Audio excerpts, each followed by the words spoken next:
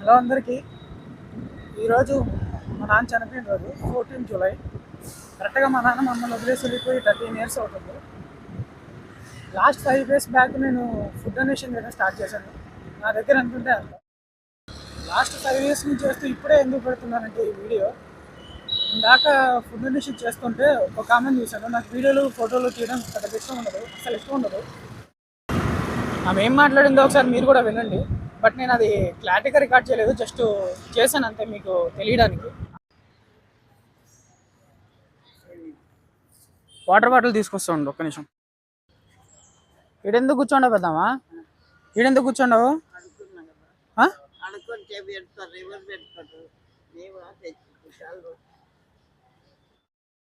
ఇందాక ఒక ఆమెకి ఫుడ్ ఇచ్చి వస్తుంటే ఆమె మాట్లాడిన మాటలు చాలా బాధ అనిపించాయి.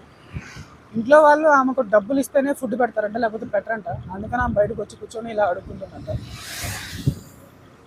నేను ఎందుకు ఈ వీడియో చేస్తున్నానంటే, చుట్టూ మనం రోజు తిరిగే ప్లేసెస్లో చాలామంది ఇలా కూర్చోంటారు.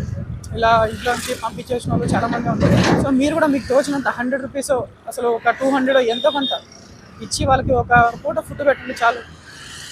ఆ ఒక్క పూట పెట్టిన దానికనే వాళ్ళకి చాలా హ్యాపీగా ఉంటుంది. ఆకలితో ఉండి ఎంత బాధ అయితే వస్తుందో, ఆకలి తిరిగిన తర్వాత అంత సంతోషం వస్తుంది అందరికీ. సో ట్రై చేయండి మీరు కూడా.